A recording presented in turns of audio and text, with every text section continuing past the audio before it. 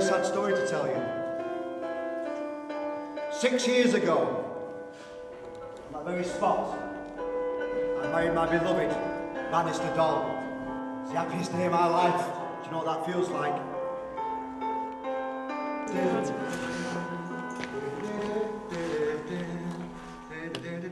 What? I didn't see anything, did you? When I first started putting them in, it took me half an hour to get them in each time. It was a nightmare. I'd be crying, running around, having a fit. Hello. When I'm doing my ghost walk, I have white lenses, and when I'm doing my underground, I have red lenses. Because the story is that when I'm underground, my eyes are red.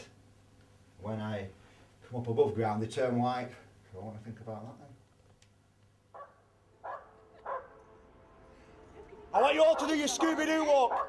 Scooby-Doo walk, are you ready? All of us together. Follow us! It's the only way to tell a good story, is to get properly into a character.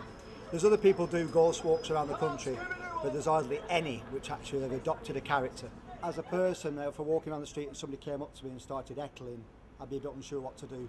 But as Flecky Bennett, give them a look with his eyes, say, do one, and they go. Her face so black and twisted, like a prune! One of the stories is about Hannah Beswick, and she was this woman that was buried inside a grandfather clock, and she was mummified, but they left her head to rot away, so it went all black and wrinkled. So obviously you compare it to a prune. Say hello to Hannah Beswick. And then I just started messing around with how you'd say a prune, and I think it was Bo Selector when he used to do Scary Spies, and he used to go like, ooh, like this all the time, so I started saying it as prunes, ooh. And I think it's our duty to tell these stories, to keep them alive, because the stories I tell on the performance are from well-documented accounts. And if I don't keep these things alive, then they'll die and be gone forever. They both realised that neither could remember seeing the dog's head. The dog had no head. Well, the Hammer House of Horror films, when I was a kid, like Dracula with Christopher Lee and Peter Cushing, and then there was the films from America with Vincent Price and all them kind of people, Boris Karloff. They all influenced me. But my main influence was, I used to be obsessed with ghost trains. Whenever I went to like Blackpool Pleasure Beach or any of them, I'd just spend all day on the ghost train, and it was my ambition to actually work on a ghost train. That was all I wanted to do. I would like to reenact that happiest day for you right now. Please, no light sources, you can leave the camera.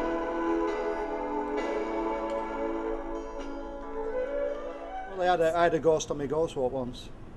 You're laughing, it's true. I believe them. I didn't used to believe them, and I believe them now after doing this performance.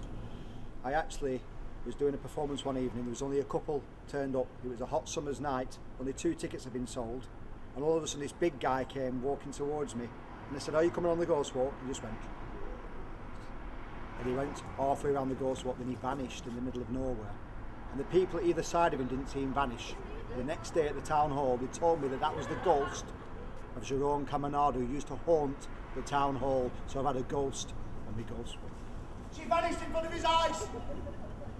I moved in, when I was a child, I moved into this back bedroom of my parents' house, and that's where apparently my great-grandmother died many, many years before. In fact, she died the day after I was born, and her last words were, somebody has to die when somebody else comes into this world, and she died the next day, and she wasn't ill or anything, so that was quite strange. But when I moved into this back bedroom, there was a period of time where I kept hearing a knocking on the upstairs window outside my bedroom at 2 o'clock every morning, and I'd hear this bang, then I'd look at my clock, and I weren't sure whether I was asleep or not, and when I looked at the clock, it'd say 2 o'clock every time, but it kept happening for a week.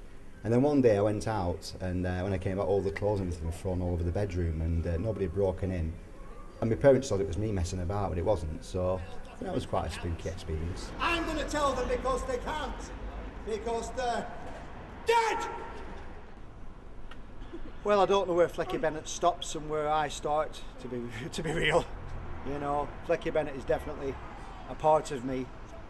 As an actor, you're supposed to access them parts of you, so it should always be you, but just the different parts of you.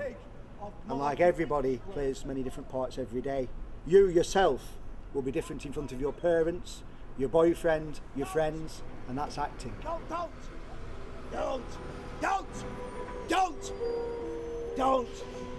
Don't follow me. Good night.